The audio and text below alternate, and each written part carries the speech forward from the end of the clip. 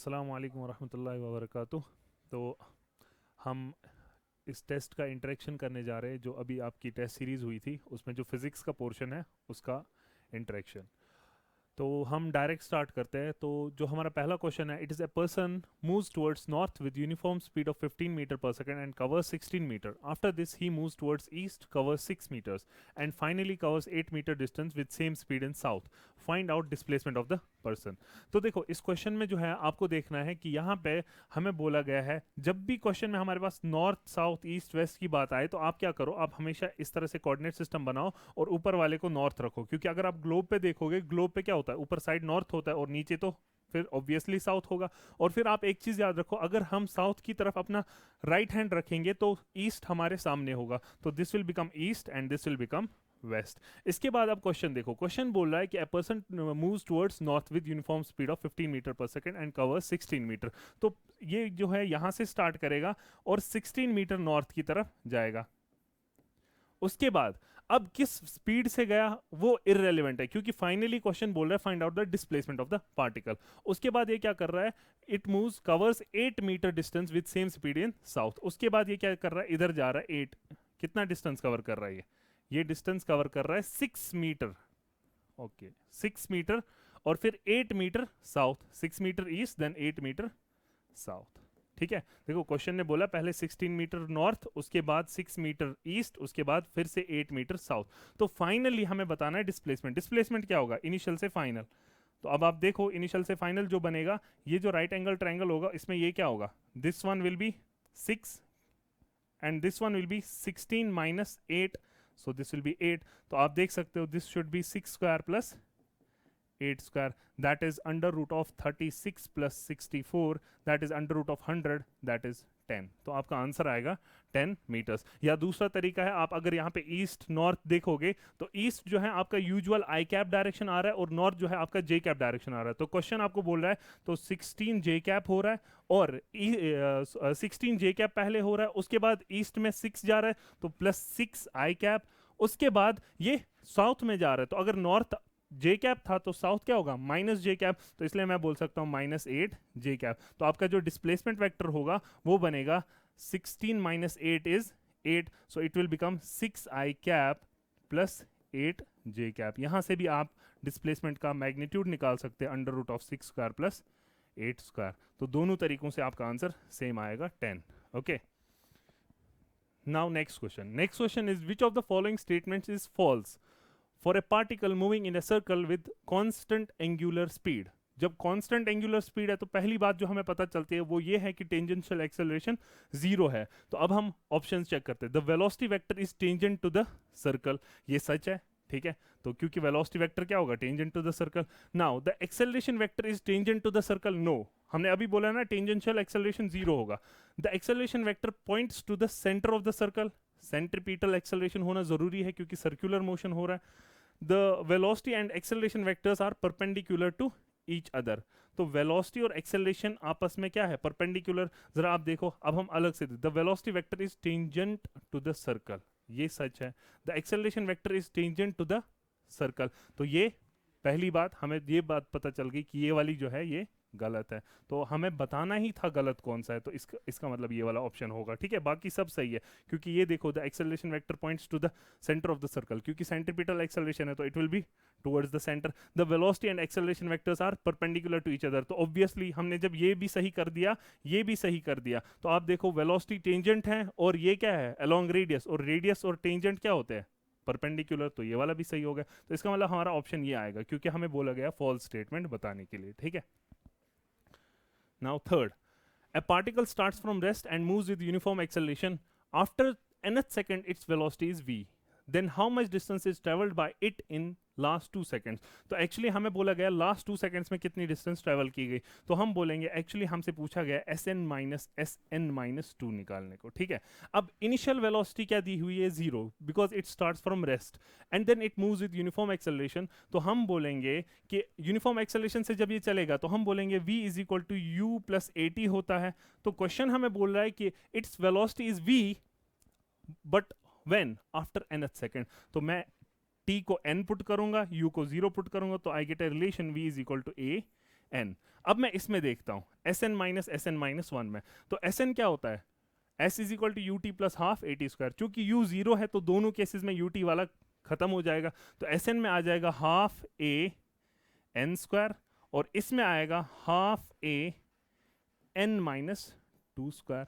ठीक है, तो अब देखो इसमें क्या हो जाएगा, हम एक काम करेंगे, हम हाफ ए को कॉमन करेंगे, अंदर बचेगा n square minus n minus 2 का होल स्क्वायर। मैं इसको ओपन करता हूं, ये आएगा एन स्क्वायर प्लस 4, तो लेकिन जो बाहर ब्रैकेट के बाहर वाला माइनस है उसको माइनस 4 बना देगा। फिर आएगा माइनस 2 इंटू 2n, तो माइनस 4n, लेकिन ये माइनस इसको प्लस बनाएगा तो प्लस 4n, तो ये होगा हमारे पास। अब minus n square plus n square cut होगा, अब माइनस 4n प्लस 4n में से मैं 4 बाहर निकालूंगा तो 4 इस 2 को खत्म करेगा, तो ये 2a आ जाएगा। तो अंदर क्या बचेगा, अंदर बचेगा, जब ये 4 बाहर आ गया तो अंदर क्या बचा, n माइनस 1। अब a जो है, a का वैल्यू यहां से पुट करेंगे, हमने देखा a जो है कितना आएगा v बाई n, तो हम बोल सकते हैं twice v upon n, n minus 1। तो देखो कोई ऑप्शन है, twice v upon n into n minus 1, option B.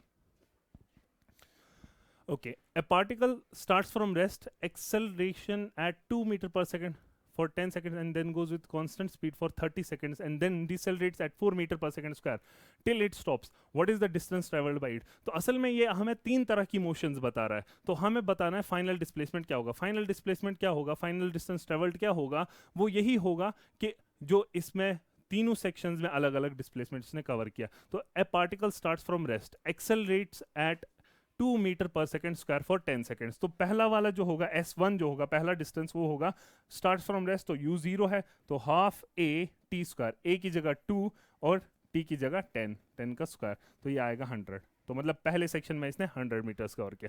उसके बाद क्या बोल रहा है, and then goes with constant speed for 30 seconds. अब ये कांस्टेंट स्पीड कौन सी होगी, जो यहाँ पे इसने अचीव की होगी 10 सेकंड्स में, तो वो हम कैसे देखेंगे, v is equal to u plus a t. U चूंकि जीरो है तो एक्सेलरेशन कितना है 2 और टाइम कितना लगा 10, तो 20। तो 20 मीटर पर सेकंड वाली वेलोसिटी से ये अब कितने टाइम तक चलेगा, 30 सेकंड। तो हमारा S2 जो है वो कितना होगा 30 इंटू 20। ठीक है, तो इसी तरह से अब थर्ड है, थर्ड में क्या बोल रहा है, then डिसेलरेट्स eight 4 metre per second square till it stops. तो अब हमें क्या देखना है, अब कितनी डिस्टेंस से कवर करेगा। तो हमें पता है v square minus u square जो है वो किसके बराबर होता है 2as। तो v स्क्वायर जो है फाइनल टिल इट स्टॉप्स बोल रहा है, तो v स्क्वायर कितना हो जाएगा 0, क्योंकि v 0 हो जाएगा, माइनस यू स्क्वायर, u की जगह क्या आएगा 20 जो इसकी वेलोसिटी थी इनिशियल, तो 20 का square is equal to 2 times acceleration जो है वो नेगेटिव होगी माइनस a s, तो माइनस माइनस कटेगा, तो हमारे पास s यहां से कितना आएगा 400 अपॉन 2 इंटू एक्सेलरेशन कितना दिया है 4, तो ये 8 आएगा 400 अपॉन 8। तो हमारा जो थर्ड होगा S3 it will B 400 upon 8।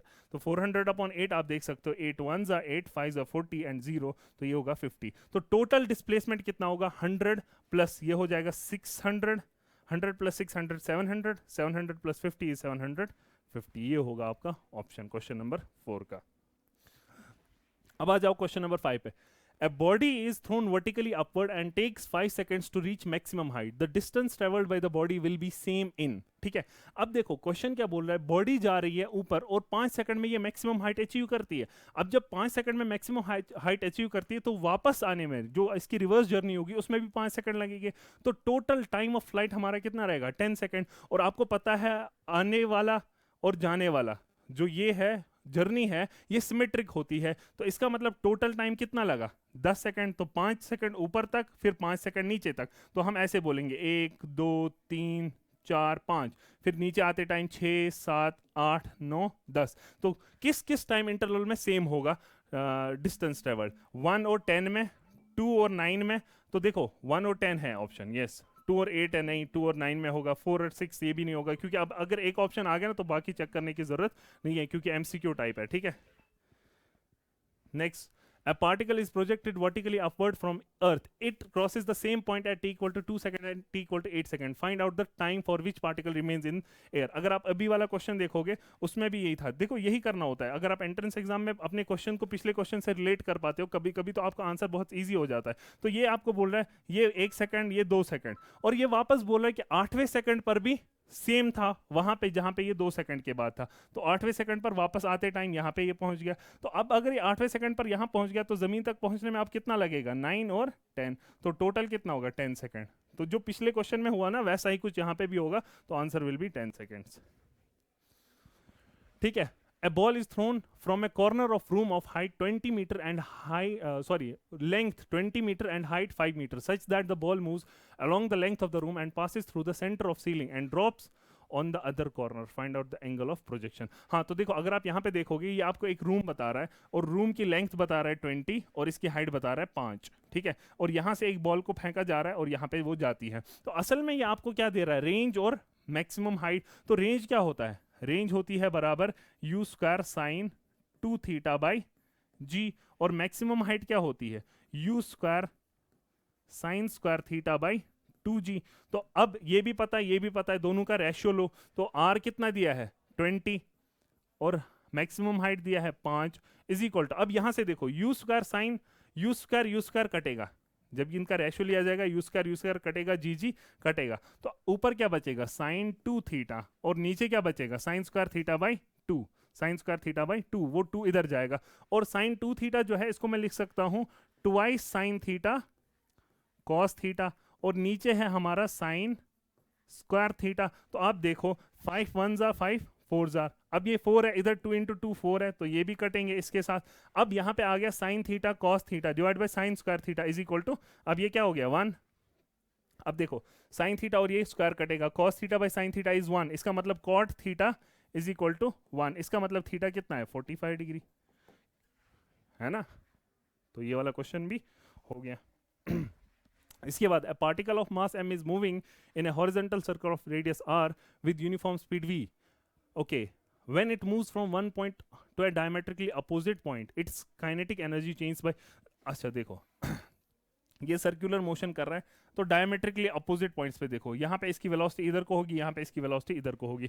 अब ये बोल रहा है moves from one point two A diametrically opposite point, जब ये इधर से इधर को जाएगा तो क्या होगा, kinetic energy change bye mv square by 4, नहीं बिल्कुल भी नहीं, क्योंकि सेम स्पीड है मास भी सेम है तो काइनेटिक एनर्जी सेम होगी। और चूंकि काइनेटिक एनर्जी एक क्या है स्केलर क्वांटिटी है तो डायरेक्शन से फर्क नहीं पड़ेगा, तो वो तो जीरो हो जाएगा।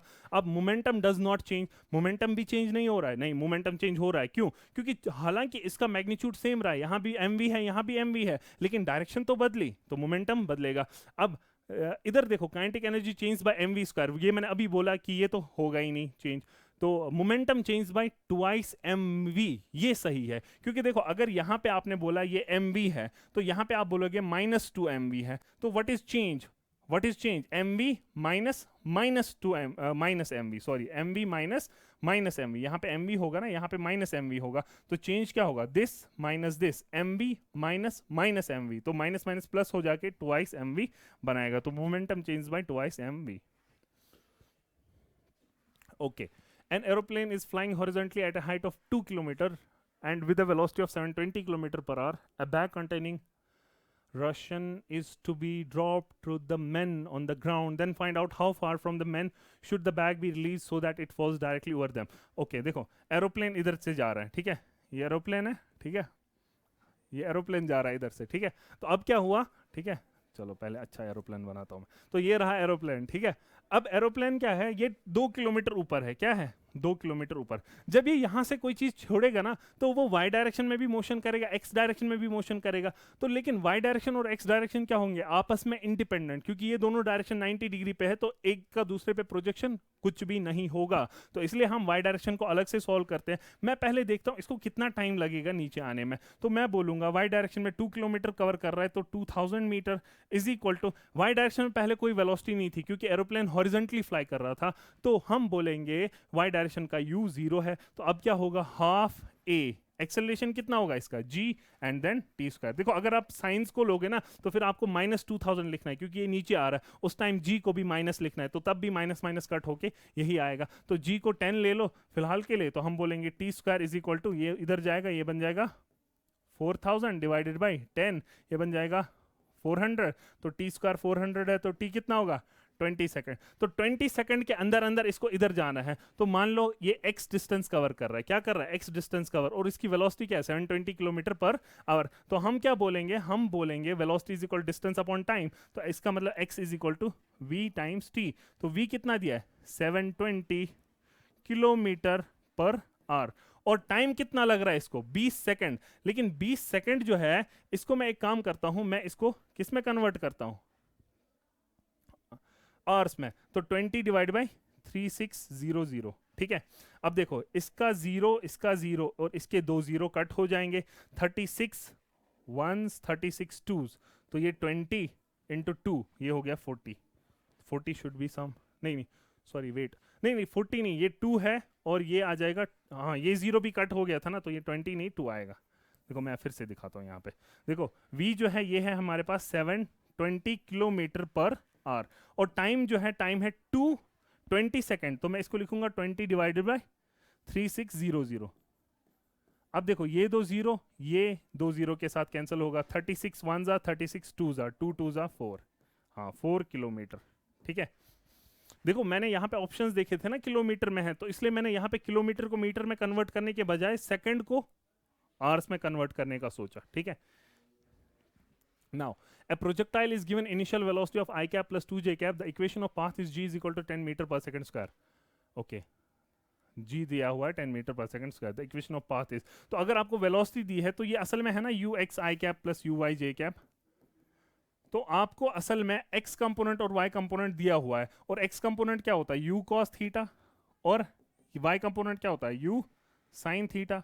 तो आपको दिया हुआ है ये, तो यहां से आप एक्चुअल u निकाल सकते हो, वो क्या होगा, वो होगा u square plus u square. तो अब आप सॉरी यू एक्स, और ये देखो आपके पास आ गया ना u, आप इधर से देखो ध्यान से, u cos थीटा जो है वो आपके पास दिया है 1 x कंपोनेंट, और u sin थीटा जो है ये आपको आपके पास दिया गया है 2।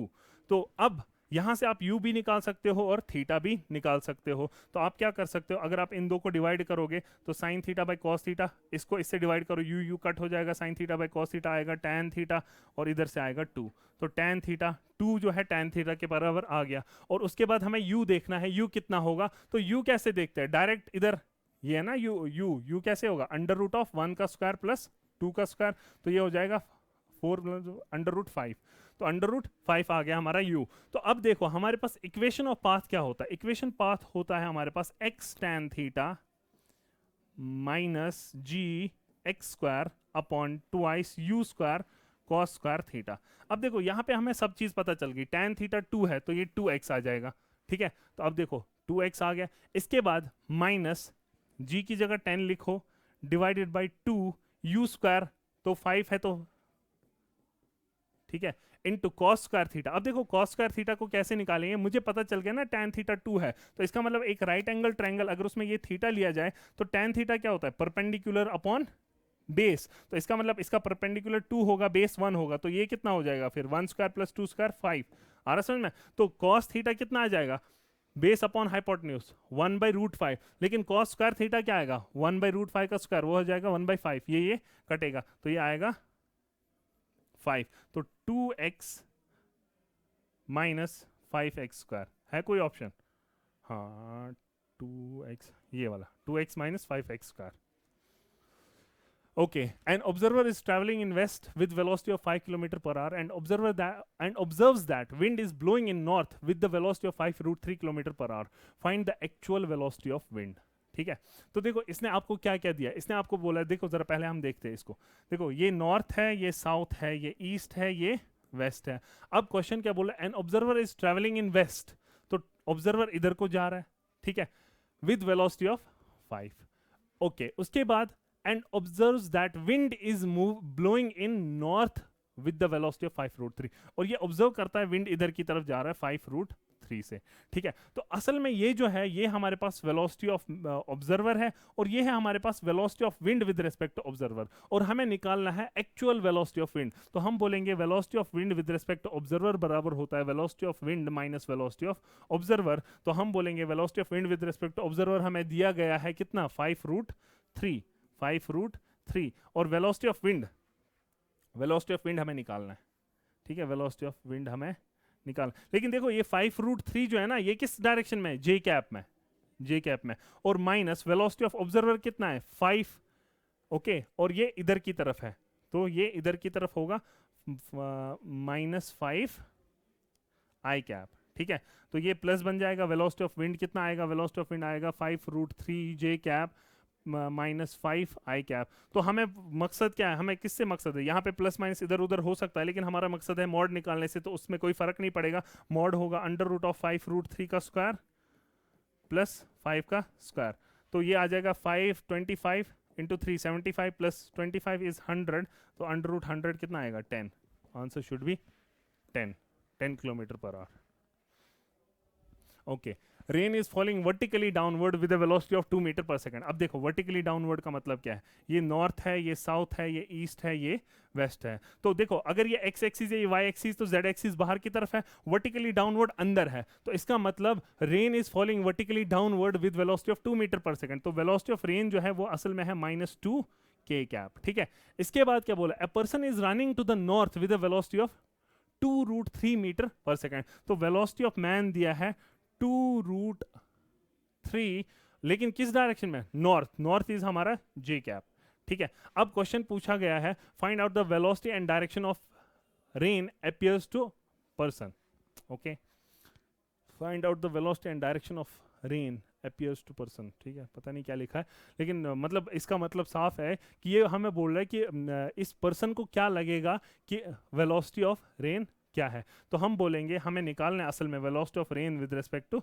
मैन, तो वो होगा velocity of rain minus velocity of man. तो वेलोसिटी ऑफ रेन ये है, वेलोसिटी ऑफ मैन ये है, तो फिर से ये दो परपेंडिकुलर डायरेक्शंस का माइनस है, तो इसलिए अंडर रूट क्या आएगा आंसर, √2 स्क्वायर प्लस 2√3 का स्क्वायर। तो ये आएगा 4 प्लस 4 इंटू 3 12, तो ये आएगा √16, और √16 होता है 4, तो 4 should be the answer, okay. A swimmer takes 4 seconds in crossing some distance in downstream, downstream मतलब जब वो उसके फ्लो के साथ जा रहा है, and takes 6 seconds in upstream, ऊपर आने में 6 second for same distance, then find the time taken by him to cover same distance in still water। तो देखो असल में जब ये डाउनस्ट्रीम जा रहा है ना, तो इसकी वेलोसिटी ऐड हो रही है उसके साथ, तो ये हम बोलेंगे तब होगा velocity of man plus velocity of river. तो डिस्टेंस कितना कवर कर रहा है ये, हम बोलेंगे डिस्टेंस डी कवर कर रहा है, और टाइम कितना लगा रहा है 4 सेकंड। इसी तरह से velocity of man minus velocity of river, अब की बार होगा d/6। तो हमारा मकसद है हमें वेलोसिटी ऑफ मैन पता चल जाना चाहिए, तभी तो हम निकाल सकते हैं कि कितना टाइम लगेगा उसको कुछ डिस्टेंस कवर करने में। तो हम देखेंगे अगर हम इन दो को ऐड करेंगे तो वेलोसिटी ऑफ रेन कट होगा, तो ये आएगा twice velocity of man is equal to d, common लूंगा 1/4 प्लस 1/6 आ जाएगा 1/4 प्लस 1/6, तो ये आएगा 6 + 4 इज 10, 10/24, तो वेलोसिटी ऑफ मैन आएगा d डिवाइडेड बाय 2 × 24 इज 48, ऊपर आएगा 10, ठीक है। अब हमें देखना है वेलोसिटी ऑफ मैन क्या होगा, वेलोसिटी ऑफ मैन खुद भी होगा ना डिस्टेंस अपॉन टाइम टेकन, तो मैं इसको लिखूंगा डिस्टेंस अपॉन टाइम, तो डी कटेगा, तो टाइम कितना आएगा 48/10, टाइम आएगा 48/10, तो वो हो गया 4.8। देखो कुछ स्टूडेंट्स को लग रहा होगा मैं बहुत फास्ट जा रहा हूँ, लेकिन मैं एक्चुअल में ट्राई कर रहा हूँ कि आपको देखो थोड़ा टाइम तो एक्स्ट्रा लगेगा क्योंकि मैं एक्सप्लेन कर रहा हूँ, लेकिन मैं ट्राई कर रहा हूँ कि आपको ऐसे दिखाऊं कि एग्जाम में आपको किस तरह से क्वेश्चंस को अप्रोच करना है कम टाइम में और एक्यूरेसी के साथ, ठीक है। The exhaust velocity of gases with respect to a small rocket of mass 25 kg is 28 × 10⁻² meter per second. At what rate the fuel must burn so that it may rise up with an acceleration of 9.8 meter per second square। तो देखो ये एक rocket है, ठीक है, और यहां से एग्जॉस्ट निकल रहा है। अब देखो रॉकेट जो है ना, इसको नीचे रखने वाला फोर्स mg है, और इसको ऊपर ले जाने वाला फोर्स कौन सा है, इसको ऊपर कौन सा फोर्स ले जा रहा है, वही जो ये हो रहा है ना मास चेंज होने की वजह से जो मोमेंटम क्रिएट हो रहा है, तो वो वाला पार्ट इसको ऊपर लेके जा रहा है, मतलब ऊपर जाने वाला फोर्स जो है वो vdm/dt है। और फाइनली हम चाहते हैं कि इसकी वेलोसिटी, इसकी जो एक्सेलरेशन है ma रहे, तो फाइनल एक्सेलरेशन ये रहे। तो हमें पता है कि mass times acceleration should be equal to the total force. तो टोटल फोर्स कितना लग रहा है, नीचे लग रहा है mg और ऊपर की तरफ लग रहा है प्लस vdm/dt। और क्वेश्चन में हमें क्या बोला गया है, rate at which the fuel must burn, तो असल में dm/dt पूछा गया, तो इसको इधर ले जाओ, ये बन जाएगा m × a + जी, तो लेकिन ए भी 9.8 दिया है, तो दोनों जी है। आ रहा समझ में? लेकिन देखो अगर आप देखोगे ना यहाँ पे जो ऑप्शंस है ये बहुत दूर दूर है। देखो मैं आपको एक बात बताता हूँ, ऑप्शंस बहुत दूर थे, 100, 175, 1.75, 0.175, ये काफ़ी दूर दूर ऑप्शंस हैं। तो काफ़ी दूर दूर जब ऑप्शंस होते हैं ना, तो हम अप्रोक्सीमेशन अच्छे से ले सकते हैं। मान लो अगर ऑप्शंस बहुत क्लोज होते हैं, 1.75, 1.76, 1.74, तो तब हम अप्रोक्सीमेशन नहीं ले सकते। तो इसलिए यहाँ पे मैं अप्रोक्सीमेशन लेता हूँ, ए और जी दोनों को 10 कर देता हूँ, तो ये इधर जाके 2 इंटू 10 बन जाएगा, और यहाँ पे आ जाएगा v dm by D T, तो वो v इधर आ जाएगा, तो ये dm बाई डी टी मेरा आंसर होगा। तो अब मुझे देखना है मास कितना दिया हुआ है, मास 25 दिया हुआ है, तो ये बन जाएगा 25 इंटू 2, ये हो गया 50 इंटू 500 अपॉन v।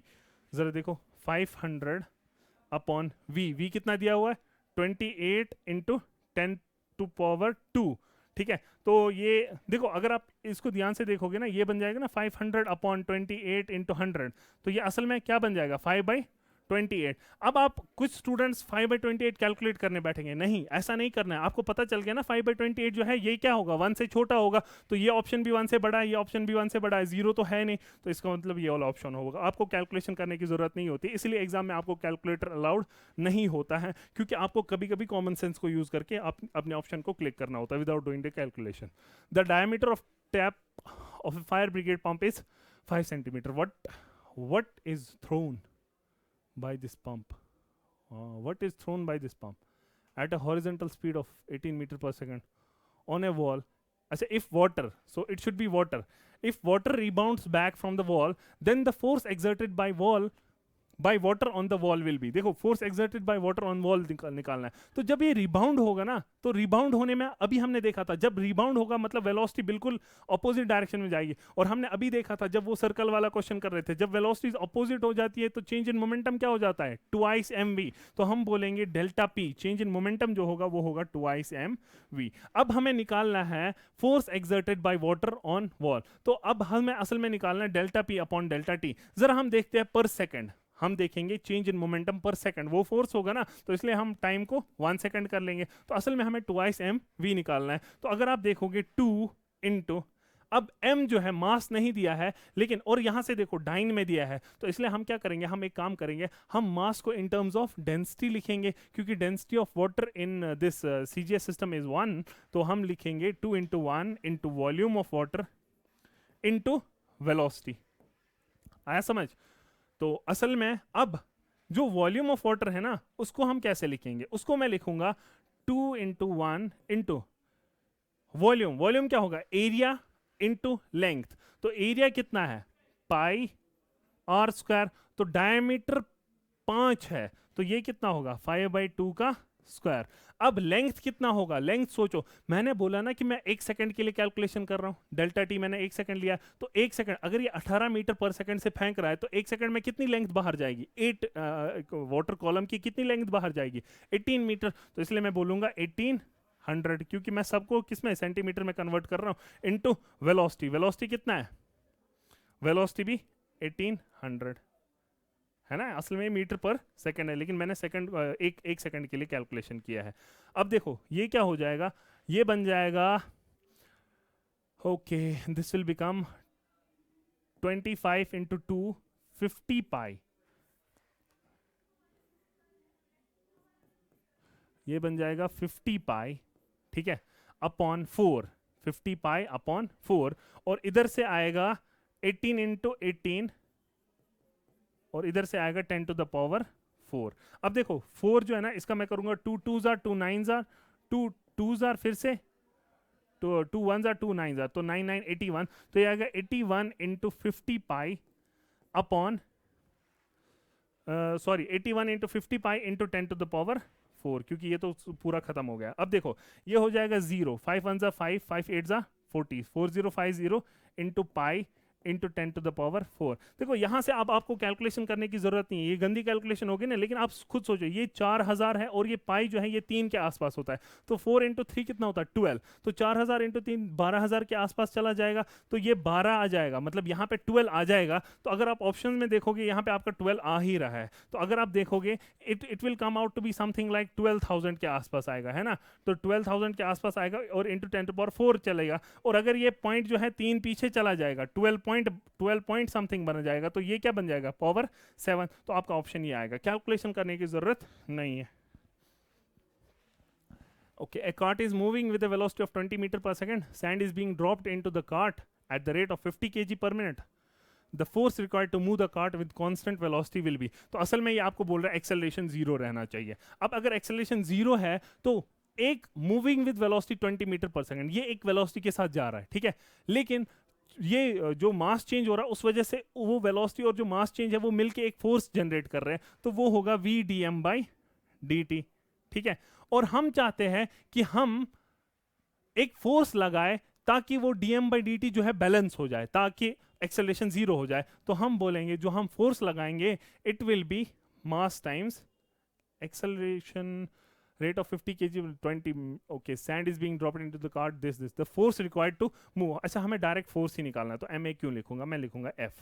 तो f जो होगा वो होगा v dm by dt। v कितना है, 20 मीटर पर सेकेंड, ठीक है। तो और dm by dt कितना है, 50 kg पर मिनट, तो मैं बोलूंगा 50 kg पर मिनट, ठीक है। मैं इसको सेकंड में कन्वर्ट करूंगा तो ये बन जाएगा 50, तो एक मिनट में कितने सेकंड होते हैं, 60, तो ये हो जाएगा 0 0 कटेगा, तो ये आ जाएगा 20 इंटू 5 इज 100, 100/6। देखो 100/6 जो है ना, 50 तो हो ही नहीं सकता, ओके, 30 भी हो नहीं सकता, है ना, 26 भी नहीं हो सकता, क्योंकि 100/4 25 होता है, तो 100/6 तो ये नहीं होगा, तो इसका मतलब 16.66 should be the correct answer. Okay, तो देखो आपको कैलकुलेशन करने की जरूरत नहीं है, आप जो फाइनल आंसर पे पहुंचते हो उसके बाद आपको ऑप्शन में से गेस करना होता है कि कौन सा ऑप्शन सही होगा, ठीक है। इसी वजह से आपका कैलकुलेटर अलाउड नहीं है।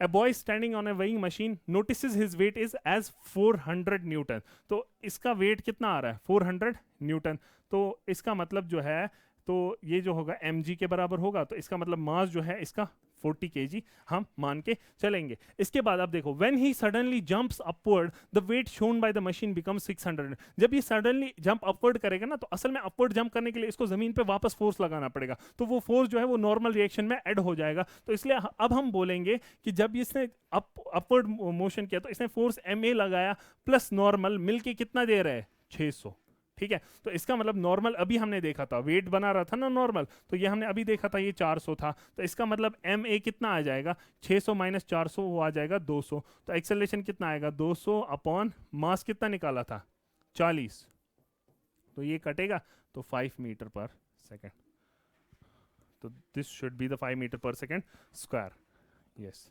एक्सेलरेशन है ना।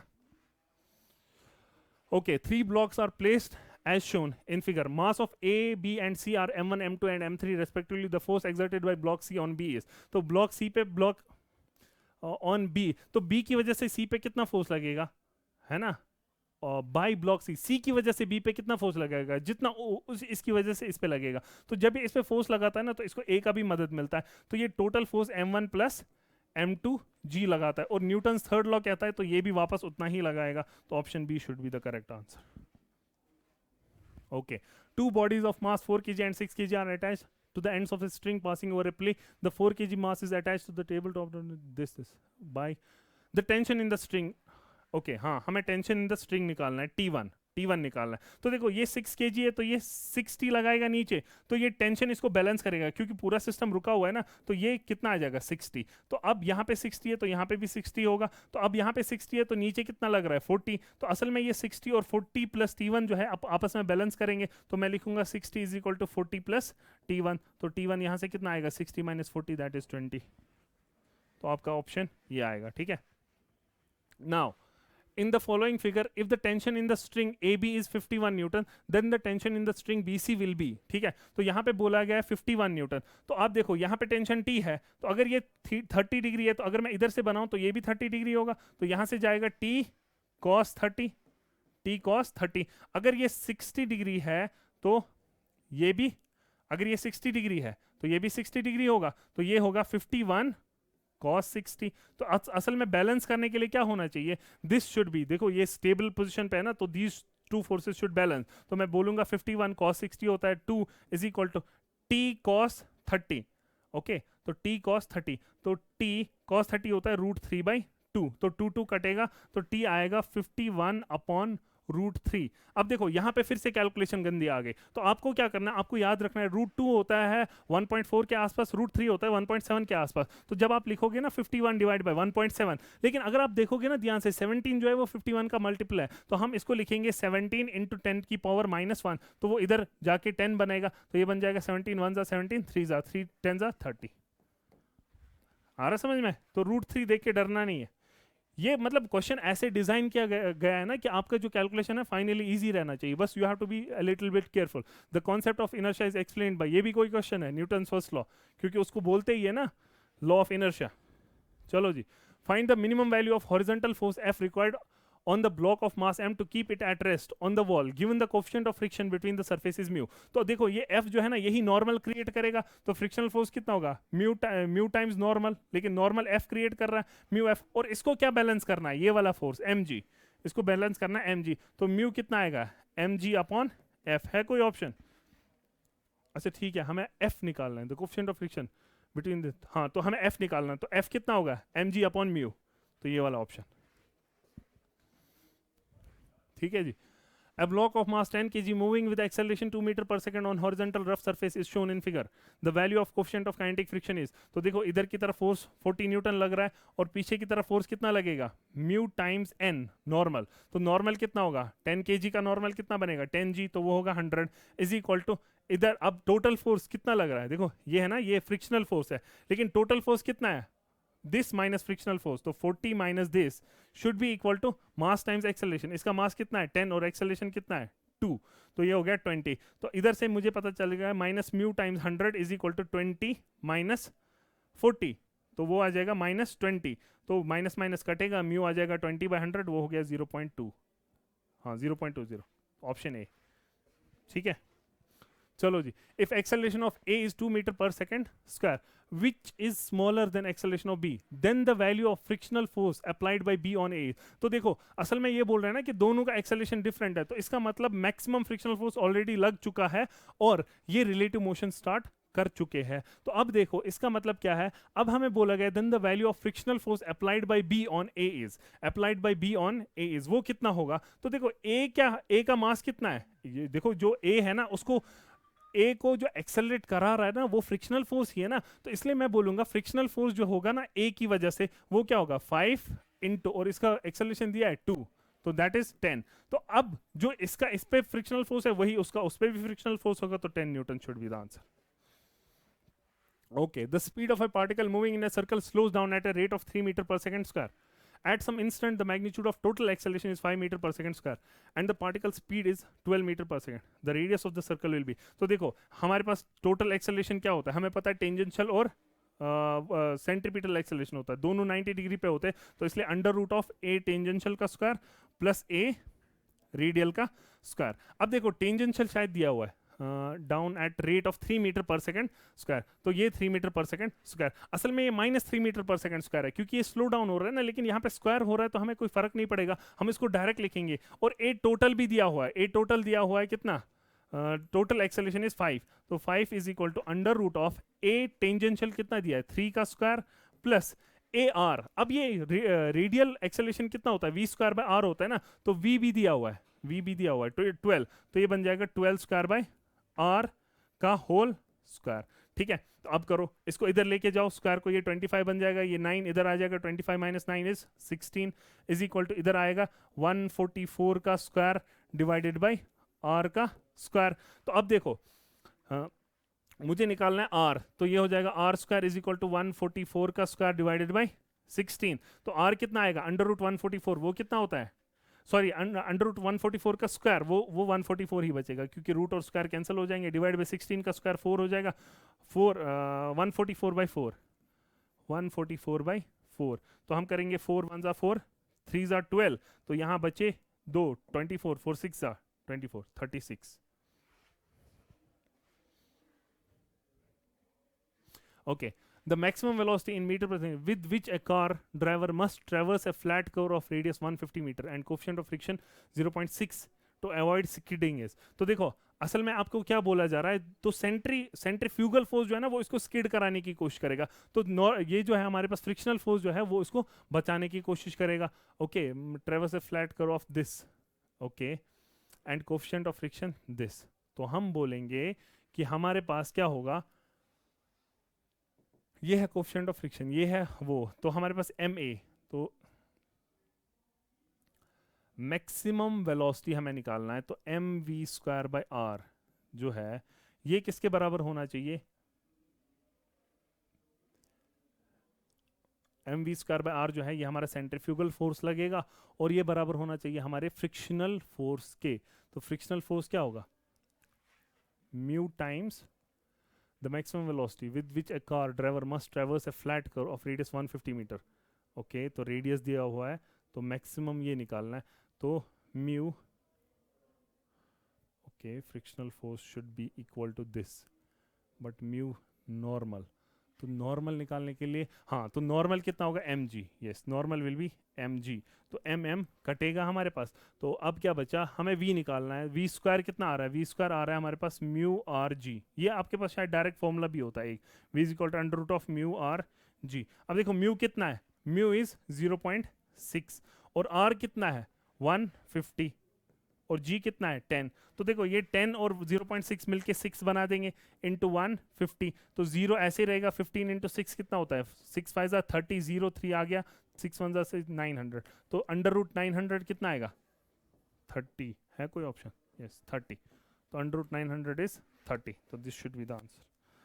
Okay, a vehicle is moving on a track as shown in the figure. The weight of the vehicle is maximum at A, maximum at B, maximum at C, same at A, B and C. नहीं, same तो नहीं होगा, क्यों, क्योंकि जब ये circular path पे जाएगा ना तो सेंट्रीफ्यूगल फोर्स लगेगा, तो जब यहाँ पे पहुंचेगा तो सेंट्रीफ्यूगल फोर्स इधर लगेगा, जब यहाँ पे पहुंचेगा सेंट्रीफ्यूगल फोर्स इधर लगेगा, तो यहाँ पे जो सेंट्रीफ्यूगल फोर्स है ना वो इस सरफेस को दबा रहा है, जब वो सरफेस को दबा रहा है तो नॉर्मल फोर्स बढ़ेगा, यहाँ पे जो सेंट्रीफ्यूगल फोर्स है वो सरफेस को से अवे जा रहा है, तो वो नॉर्मल फोर्स को कम करेगा, तो इसका मतलब यहाँ पे नॉर्मल फोर्स ज्यादा होगा, जब नॉर्मल फोर्स ज्यादा होगा तो वेट भी ज्यादा होगा, तो मैक्सिमम वेट भी आएगा।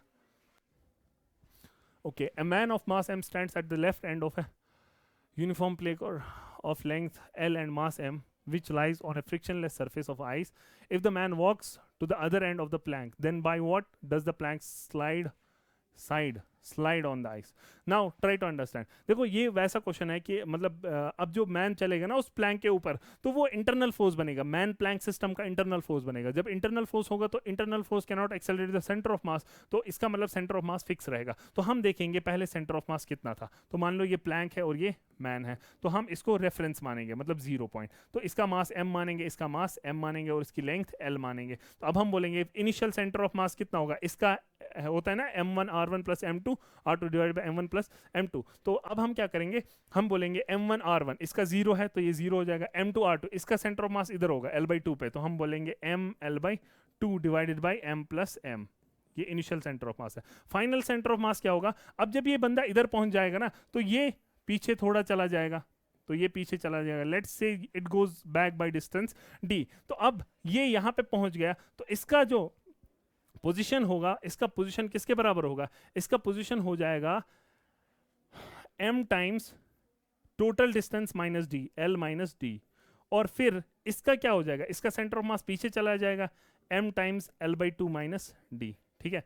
तो नाउ लेट्स ट्राई टू, और divide by m plus m होगा, लेकिन m प्लस m कैंसिल होगा, अब यहां से है हमारे पास m l/2, और यहां से मैं देखता हूं यहां पे है ml minus md plus ml/2 minus md, ठीक है जी, ml/2 कैंसिल होगा, मेरा मकसद है निकालना d, तो ml माइनस md, ठीक है,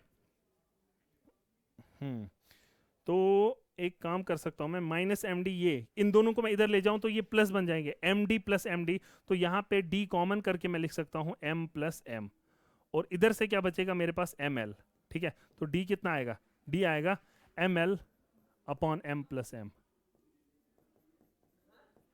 ठीक है, dl ml अपॉन, तो this should be the answer. Okay, a fan is rotating with a speed of 450 revolutions per minute. After being switched off, it comes to rest in 10 seconds. Assuming the constant angular deceleration, calculate the number of revolutions made by it before coming to rest.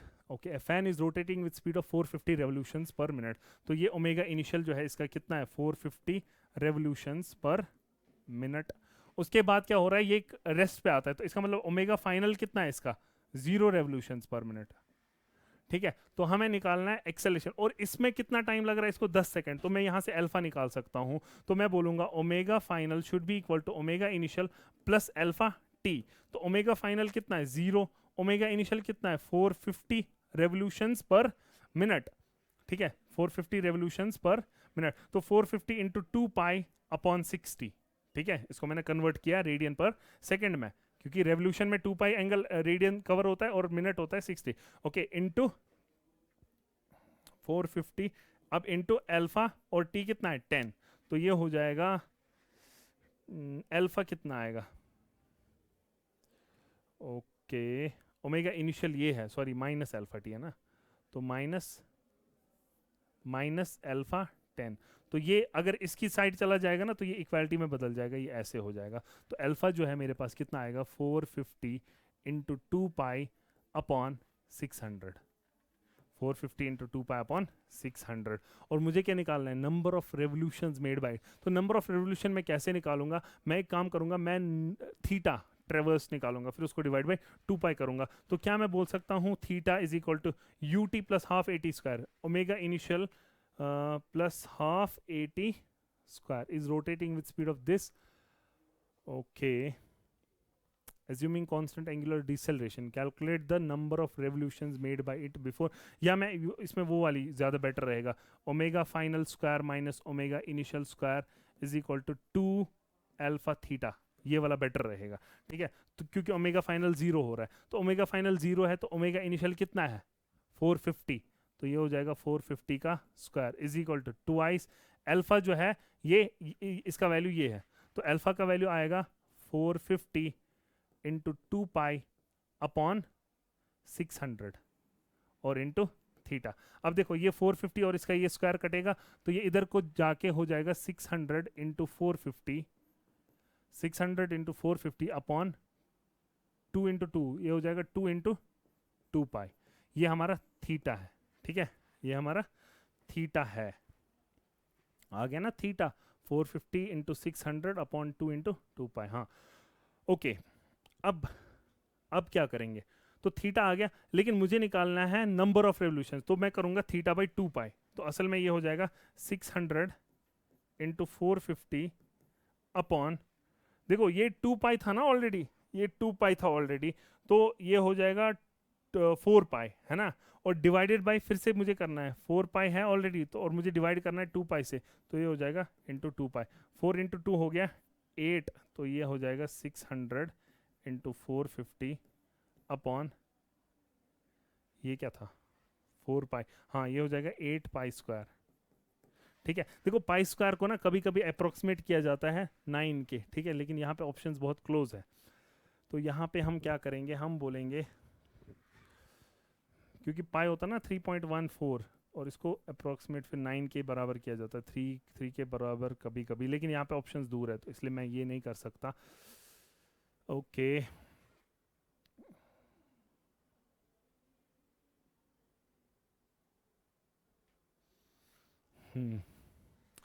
ज़रा ये कितना हो जाएगा, 45 into 2 होता है 90, 90 into 2 हो गया 45 into 4 हो गया 180, तो अब 180 प्लस 90 कितना हुआ 270।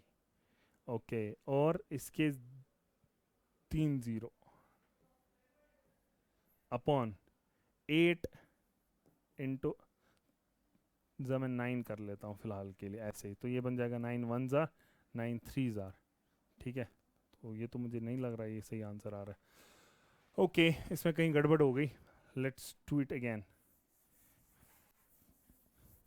Okay, it's question number 29, a fan is rotating with the speed of 450 revolutions per minute। तो मैं इसको थोड़ा स्लो करता हूँ, तो ओमेगा इनिशियल दिया है 450 रेवोल्यूशंस पर मिनट, तो रेवोल्यूशन पर मिनट का मतलब हो गया इंटू 2 पाई अपॉन 60। मुझे लगता है गलती ये होगी कि मैंने लास्ट तक ना किसी चीज़ को सिंप्लीफाई नहीं किया, तो अब मैं थोड़ा थोड़ा सिंप्लीफाई करने की कोशिश करता हूँ।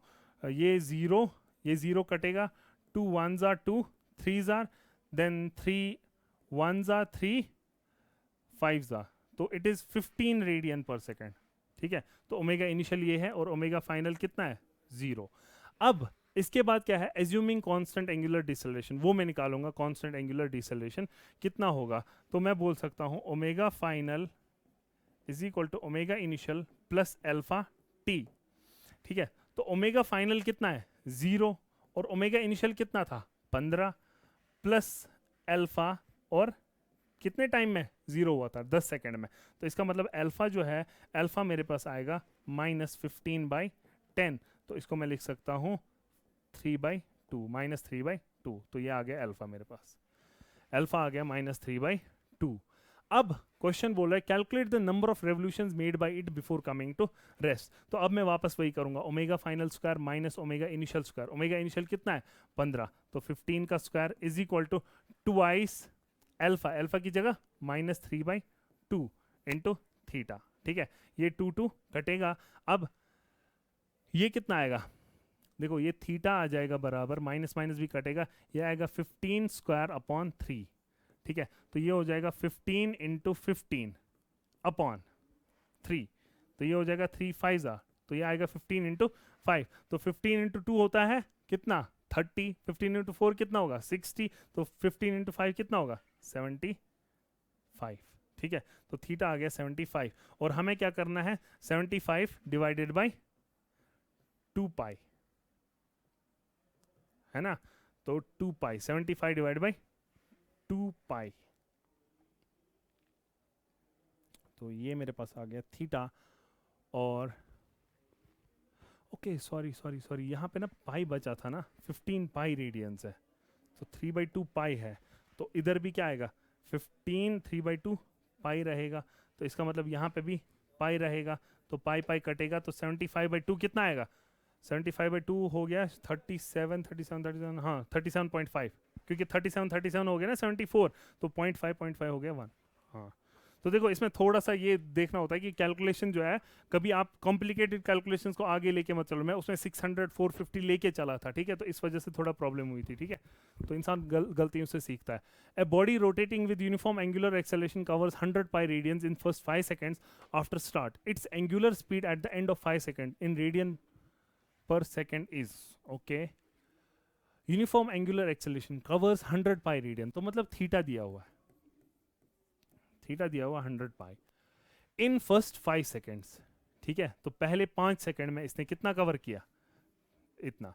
आफ्टर स्टार्ट, स्टार्ट मतलब स्टार्ट जब ये स्टार्ट हुआ था तो शायद तब 0। It's angular speed eight and of 5 seconds is, तो हमें ओमेगा फाइनल बताना। ओमेगा फाइनल क्या होगा, omega initial plus alpha t, तो टाइम हमें दिया है 5 सेकंड, तो ओमेगा इनिशियल 0 है क्योंकि स्टार्ट लिखा है, तो इसका मतलब ओमेगा फाइनल कितना आएगा, अल्फा टाइम्स टी, और टी कितना दिया है, 5 सेकंड्स। तो अब मसला है सिर्फ हमें अल्फा निकालना है। अगर हमें अल्फा पता चल गया तो हम ये पता कर सकते हैं। तो अल्फा हम कैसे निकालेंगे, हम बोलेंगे theta is equal to omega initial t, तो वो तो 0 हो जाएगा, half alpha t square, half alpha t square. तो थीटा दिया हुआ है हमें 100 pi is equal to 1/2 alpha, और टाइम कितना दिया है 5, तो ये हो गया 25।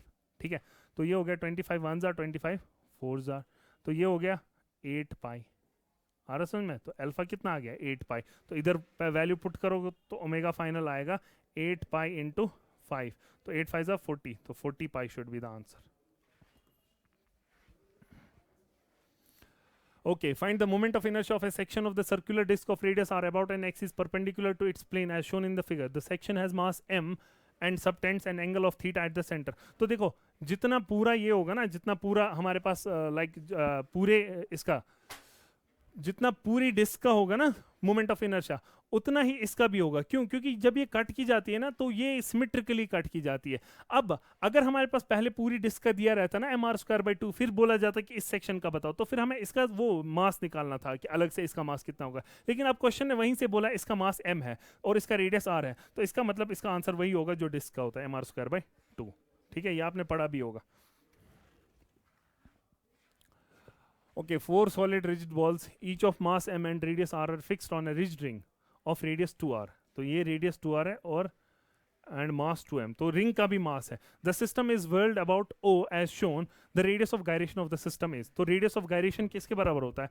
I is equal to M के square, where this is radius of gyration. तो इसलिए बेटर है ना मैं आई निकालूं, तो मैं आई निकालूंगा. आई कैसे निकालूंगा? ये चारों जो है ना ये सिमेट्रिक है, तो इसलिए मैं इन चारों का एक साथ निकालूंगा अबाउट दिस सेंटर. तो ये क्या है? Solid rigid ball. तो सॉलिड स्फीयर का कितना होता है?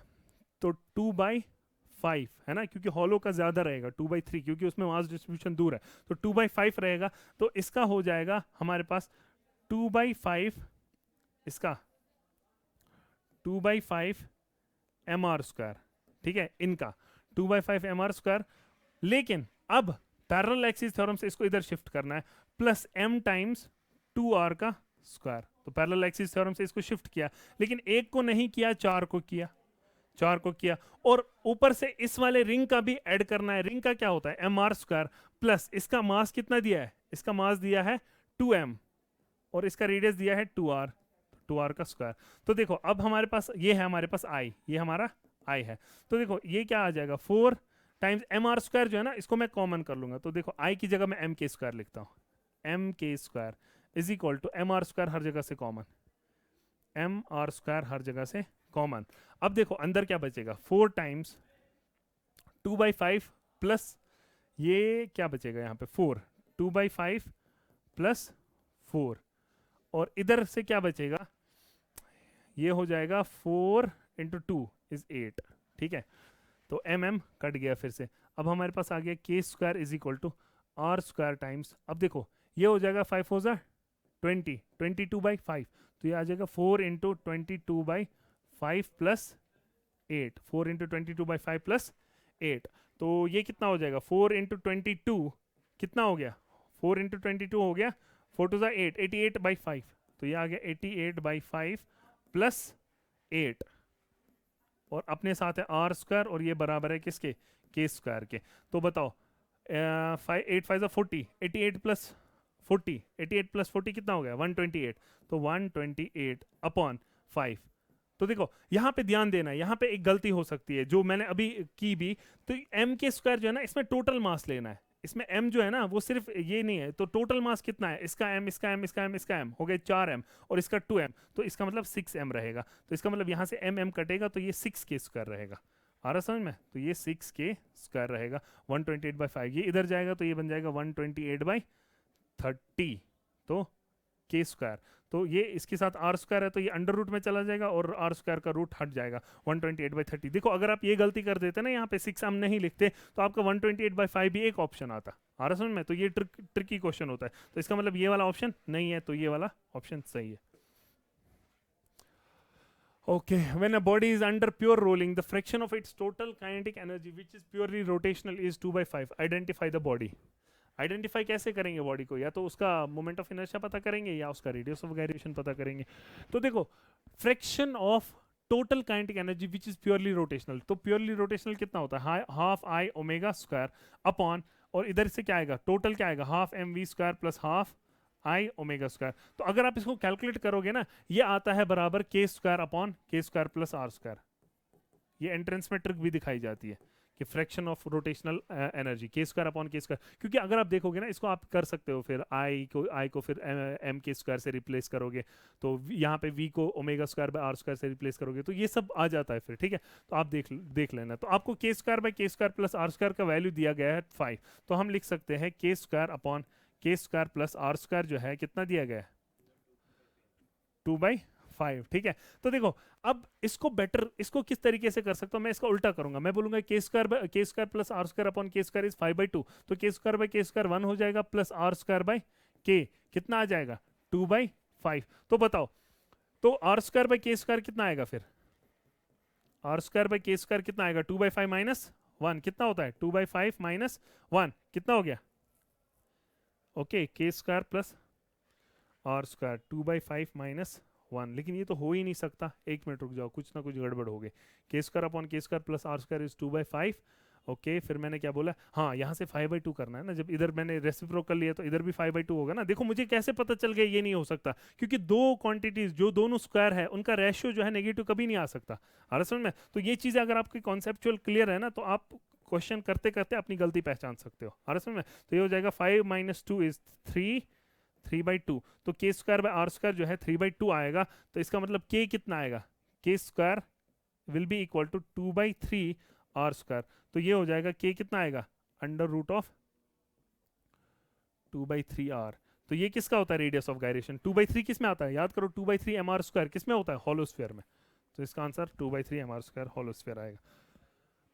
Okay A disk of mass m and radius r is free to rotate about its center as shown in the figure. A string is wrapped over the rim and a block of mass m is attached to the free end of the string. The system is released from rest. The speed of block is as it descends through a height h is. देखो जब भी question ऐसा है ना जिसमें rotation और translation दोनों का मिक्सचर हो, तो हमेशा रोटेशन को अलग ट्रीट करो, ट्रांसलेशन को अलग ट्रीट करो। तो देखो ये जो है ना ये ट्रांसलेट कर रहा है, इसको मैं अलग ट्रीट करूंगा। ये m है तो इसका नीचे लगेगा mg, इसका ऊपर लगेगा t, और फाइनली ये नीचे आ रहा है तो इसके लिए मैं बोलूंगा mg minus T is equal to m a. तो असल में अगर मुझे ए पता चल गया तो आंसर खत्म। अब ये टी मसला है, टी मैं कहां से निकालूंगा, इधर से। तो देखो इसका इधर लग रहा है ना टेंशन टी, और ये रेडियस आर है, तो मैं लिख सकता हूँ ना T times r should be equal to I times alpha. तो टी टाइम्स आर, तो यहां से मुझे टी किसके बराबर पता चल जाएगा, आई अल्फा अपॉन आर। तो मैं ये टी यहाँ पे पुट करूंगा तो मुझे मिल जाएगा एम जी माइनस टी की जगह I alpha upon r is equal to m a. तो ये है मेरी इक्वेशन। अब मैं इसको करता हूं सॉल्व। तो देखो एम जी माइनस आई जो है ये डिस्क है तो एम आर स्क्वायर बाई 2, तो एम आर स्क्वायर बाई 2, और अल्फा अपॉन आर अपना ऐसे ही is equal to m a. तो एम एम एम गया, अब आर और एक गया, ठीक है। तो मेरा मकसद है क्या निकालना, हाँ मेरा मकसद है ए निकालना। तो इसलिए मैं क्या करूंगा, मैं बोलूंगा g minus alpha R by 2 is equal to A. लेकिन जो ए है ना, अल्फा जो है ना, आपको पता है A is equal to alpha R होता है, तो अल्फा को मैं ए बाई आर लिख सकता हूं। तो ये बन जाएगा जी माइनस ए आर बाई 2, है ना। अल्फा की जगह ए बाई आर लिखूंगा तो आर आर कटेगा इज इक्वल टू ए। तो जी कितना आएगा, ए प्लस ए बाई 2, तो ये हो जाएगा 3a/2। तो हमारा g कितना आ गया, 3a/2। तो अब g पता चल गया ना, तो आपको क्या निकालना है, आपको निकालना है the speed of the block as it descends through height h है। तो आपको v square minus u square is equal to 2ah से पता चल जाएगा। u 0 है तो आपको पता चल जाएगा v square is equal to 2ah। तो आप लिखोगे v square is equal to 2 times a की जगह क्या लिखोगे, 3/2g, 3/2g, सॉरी यहाँ से पता चल गया था ना, g is equal to a plus, हाँ ये 3/2a, तो a is 2/3g, sorry a is 2/3g। तो यहाँ पे आप वैल्यू पुट करोगे a का 2 इंटू 2/3g h, ठीक है। तो हमें h निकालना है, असल में हमें क्या निकालना है, नहीं स्पीड h v निकालना है। तो v कितना आएगा, 4/3gh। तो ये v स्क्वायर है तो v कितना आएगा, तो 2 बाहर आएगा क्योंकि अंडर रूट 4 2 होता है, तो अंदर क्या बचेगा, gh/3, gh/3, ये सी ऑप्शन, ठीक है। चलो जी देखो, two equal and opposite forces are applied tangentially to a uniform disk of mass m and radius r as shown in the figure. If the disk is pivoted at its center and free to rotate in its plane, the angular acceleration of the disk is, angular acceleration निकालना है disc का, तो हमें total torque पता रहना चाहिए। तो tau is equal to I alpha. अब देखो टॉर्क कैसे निकालेंगे, तो देखो टॉर्क जो है ना आप कैसे देखोगे, आप देखो ये जो है ना ये वाला फोर्स इसको एंटी क्लॉकवाइज रोटेट करा रहा है, ये भी क्लॉकवाइज रोटेट कर रहा है, मतलब ये दोनों टॉर्क्स ऐड होंगे, तो इसका होगा आर एफ, इसका भी होगा आर एफ, तो टोटल हो जाएगा twice R F is equal to I. चूंकि ये क्या है यूनिफॉर्म डिस्क, तो M are square by 2 times alpha. तो अल्फा देखो कितना आएगा, हमें क्या निकालना है, द एंगुलर एक्सेलरेशन अल्फा निकालना है।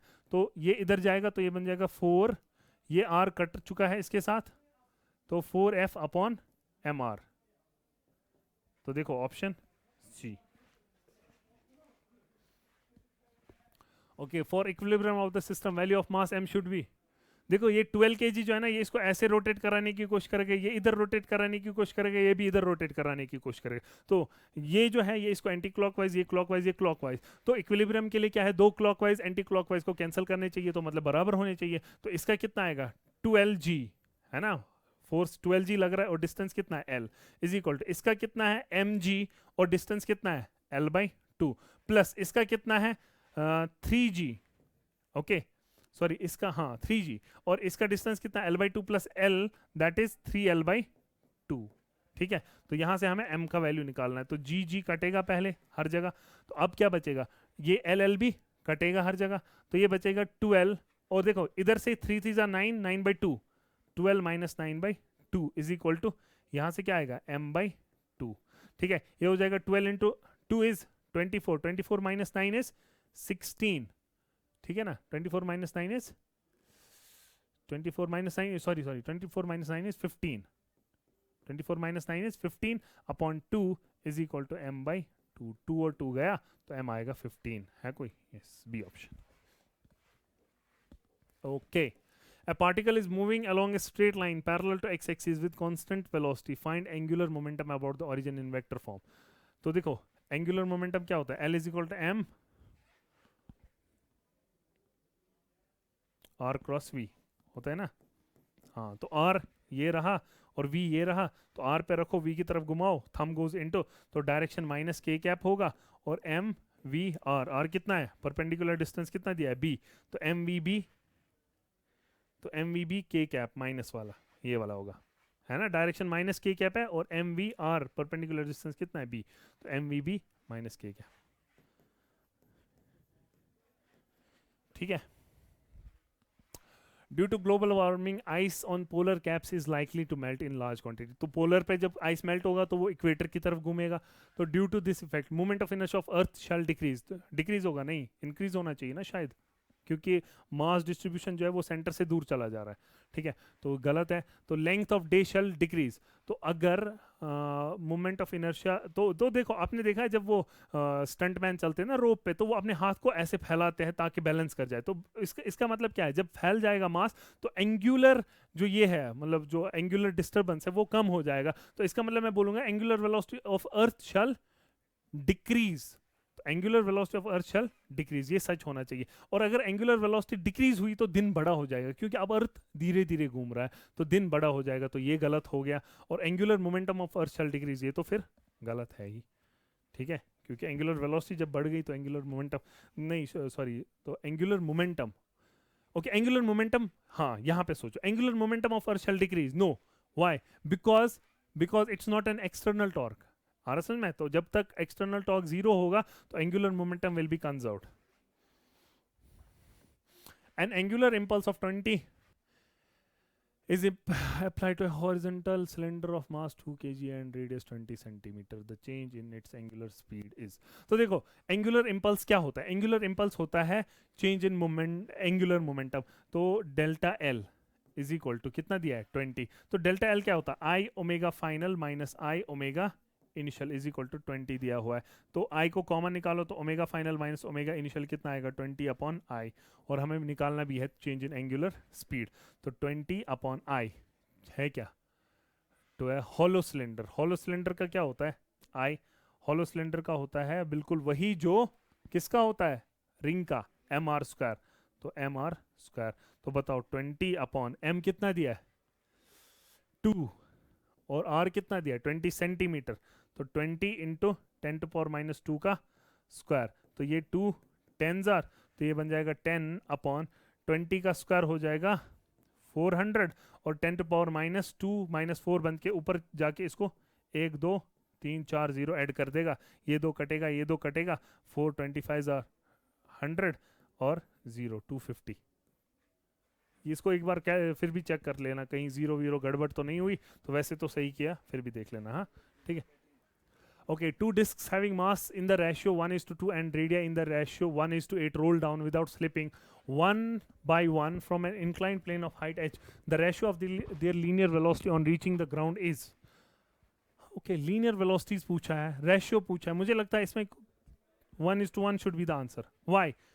देखो आपने देखा है कि चाहे हमारे पास कितनी भी बड़ी, देखो मान लो अगर मैं मतलब मान लो एक हाथी है और एक चूहा है, और हाथी को भी वेलोसिटी ऊपर दी गई, उसको दी गई वेलोसिटी 25 मीटर पर सेकंड, और चूहे को भी 25 मीटर पर सेकंड, दोनों सेम हाइट अचीव करेंगे, आ रहा समझ में, जब गिरेंगे तो दोनों सेम टाइम लेंगे गिरने में सेम हाइट से अगर गिरेंगे, और दोनों जब गिरेंगे तो सेम वेलोसिटी से टकराएंगे। आ रहा समझ में?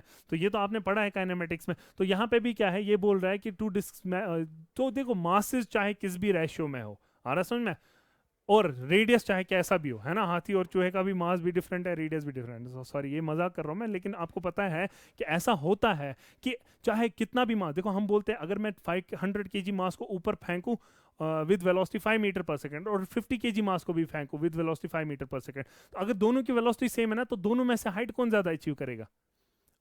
दोनों सेम हाइट अचीव करते हैं। क्यों? क्योंकि इनिशियल वेलोसिटी दोनों की सेम है ना। तो फिर देखो v square minus u square is equal to 2as, तो इनिशियल वेलोसिटी दोनों की सेम है, फाइनल वेलोसिटी दोनों की जीरो होनी है, और एक्सेलरेशन दोनों के लिए g है, तो s भी दोनों का सेम होना चाहिए ना। तो असल में क्या होता है ना, अब मसला यह हम सोचते हैं कि जो हल्की चीज़ है वो ज़्यादा दूर जाएगी, जो भारी चीज़ है जो, नहीं ऐसा नहीं है। असल में क्या है ना कि हल्की चीज़ को वो 5 मीटर पर सेकंड वेलोसिटी देना आसान है, और भारी चीज़ को 5 मीटर पर सेकंड वेलोसिटी देना मुश्किल है ना। ये बिल्कुल वैसा है जो वैसा हमने क्वेश्चन किया था स्टार्टिंग में कि 5 सेकंड ऊपर जाने में लग रहा है, तो नीचे आने में भी 5 सेकंड ही लगेगा, है ना। तो कभी कभी इंसान सोचता है कि ऊपर जाने में तो ग्रेविटी अपोज कर रही थी और नीचे आने में ग्रेविटी साथ दे रही थी, तो नीचे जल्दी आना चाहिए। नहीं, ऐसा नहीं है। देखो जब वो ऊपर जा रहा था ना, तो ग्रेविटी अपोज कर रही थी, लेकिन उसको इनिशियल वेलोसिटी जो हमने दी थी उसका सहारा था, तो इनिशियल वेलोसिटी उसके पास प्लस पॉइंट था और ग्रेविटी का अपोज करना माइनस पॉइंट था।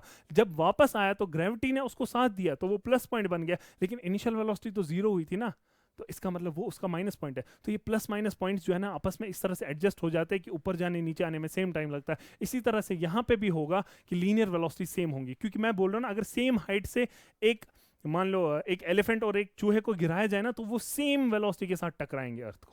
आ रहा समझ में? तो 1:1 शुड बी द आंसर। तो ये कॉन्सेप्चुअल क्वेश्चन है, इसमें आपको कुछ भी कैलकुलेशन नहीं करनी है। Okay, moment of inertia is rotational analogue of moment of inertia. क्या है? देखो मास जो है ना, किसी चीज का मास ज्यादा है, इसका मतलब जो है उसको एक्सेलरेट करना मुश्किल है। तो किसी चीज का मोमेंट ऑफ इनर्शिया ज्यादा है, तो उसको मतलब उसका एंगुलर एक्सेलरेशन करना ज्यादा मुश्किल है। आ रहा समझ में? तो इसका मतलब क्या है? रोटेशनल एनालॉग क्या है इसका?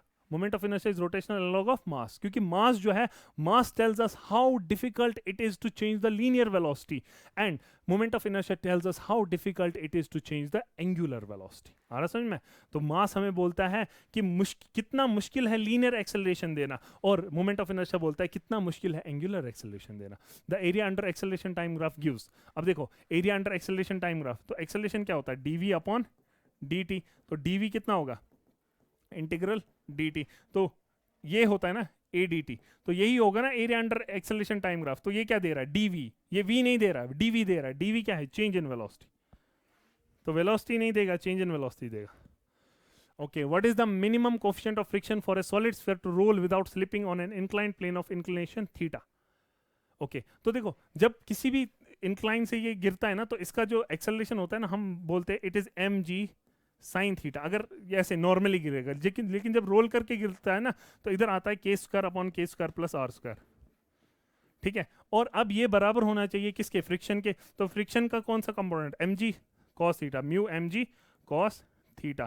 तो हमें क्या करना है? हमें बताना है what is the minimum coefficient of friction, तो हमें म्यू बताना है। तो mg कटेगा, तो म्यू कितना आएगा? Sine theta by cos theta, mu आ जाएगा sine theta by cos theta आएगा tan थीटा, और अंदर क्या बचेगा? K square plus are square upon के स्क्वायर। बताओ, K square plus are square upon R square किसके लिए? सॉलिड स्फीयर के लिए। तो देखो सॉलिड स्फीयर के लिए के कितना होता है? देखो सॉलिड स्फीयर के लिए के कितना होगा? देखो I is equal to M के स्क्वायर होता है ना, तो सॉलिड स्फीयर के लिए आई कितना होता है? 2/5 m are square is equal to M के स्क्वायर। तो यहां से आपको पता चल जाएगा, एम एम कटेगा तो आपको पता चल गया के स्क्वायर जो है वो क्या है? 2/5 एम आर स्क्वायर। तो आपको यहाँ पे आएगा tan थीटा के अंदर आएगा 2/5 एम आर स्क्वायर प्लस, देखो 2/5 एम एम कटा ना, तो 2/5 r square plus are square, तो 2/5 प्लस 1 कर सकता हूँ मैं, अंदर आर स्क्वायर कॉमन कर सकता हूँ, और नीचे भी आएगा 2/5 आर स्क्वायर, ठीक है। आर स्क्वायर कटेगा, 2/5 प्लस 1 इज 7/5, और नीचे है 2/5, तो ये कटेगा तो 7/2, या तो मैंने कहीं उल्टा किया है, बस 7/2 आ रहा है, तो 2/7 भी हो सकता है। हाँ, तो 2/7 ही होगा। तो मुझे लगता है कहीं गड़बड़ हो गई इधर, या तो मैंने इधर इधर लिखने में गड़बड़ कर दी, k square plus are square by k square होता है शायद, हाँ ठीक है। देखो लेकिन मकसद क्या है, मकसद ये है कि हम एंट्रेंस में क्वेश्चन आना चाहिए। तो अगर आपको ये भी याद है ना, तो एंट्रेंस में देखो आपका क्वेश्चन हो जाएगा, क्योंकि 2/7 tan थीटा, तो ये ऑप्शन दे रखा है, तो 7/2 तो नहीं दिया है ना, तो 2/7 ही होगा। अब हमारा 7/2 आ रहा है, तो कहीं ना कहीं थोड़ी सी गलती होगी, वो आप एडजस्ट कर लेना, खुद से कर लेना, ठीक है। ओके चलो देखो, figure shows a solid sphere rolling without slipping, ठीक है। अगर फिर भी कराना हो ना किसी को, तो फिर मैं करूंगा, ठीक है, कभी और। Figure shows a solid sphere rolling without slipping on a horizontal surface if its radius is r, mass is m, and the velocity of its center is v. Find the angular momentum about any point o on, हाँ angular momentum about any point क्या होता है, mvr plus I omega, है ना। Simple बात है, rotational और इसका, क्योंकि जब ये चलेगा तो ये रोटेशन भी करेगा और ट्रांसलेशन भी करेगा। टोटल एंगुलर मोमेंटम क्या होगा, mvr प्लस I ओमेगा, तो किसी भी पॉइंट के अबाउट, ठीक है। तो mvr, ठीक, चलो अभी mvr के टर्म में लिखना है, तो mvr को मैं ऐसे रखूंगा, प्लस I, ये क्या है, सॉलिड स्फीयर, तो 2/5 mr स्क्वायर, और v होता है ओमेगा r, तो ओमेगा क्या होगा, v/r, तो v/r, तो r कटेगा, तो ये वापस आ गया mvr, तो mvr कॉमन कर लूंगा, इधर बचेगा 1 + 2/5, 1 + 2/5, तो मुझे लगता है 7/5 है कोई option, 7/5 mvr, yes 7/5 mvr। Okay, last question. When a body is rolling without slipping on a rough horizontal surface, the work done by friction is, तो देखो रोलिंग जब बोला, तो रोलिंग का मतलब है पॉइंट ऑफ कांटेक्ट पे कोई भी रिलेटिव मोशन नहीं हो रहा है। रिलेटिव मोशन नहीं हो रहा है तो एक्सेलरेशन, सॉरी फ्रिक्शन नहीं लग रहा है, फ्रिक्शन नहीं लग रहा है तो फ्रिक्शन की वजह से वर्क डन भी क्या होगा, जीरो, ऑलवेज जीरो। तो दैट इज इट। तो अब आप देख सकते हैं, एक बार आप देखो, आप इसको देख लेना एक बार, क्योंकि मैंने बहुत फास्ट बोला है, तो आप इसको ना यूट्यूब पे स्लो डाउन करके भी देख सकते हो और खुद से भी थोड़ा वर्कआउट करके देख सकते हो, ठीक है। तो मैं कोशिश कर रहा था मैं आपको दिखाऊं कि एंट्रेंस में आप किस तरह से अप्रोच करोगे इस पेपर को। ओके ठीक है, वालेकुम सलाम।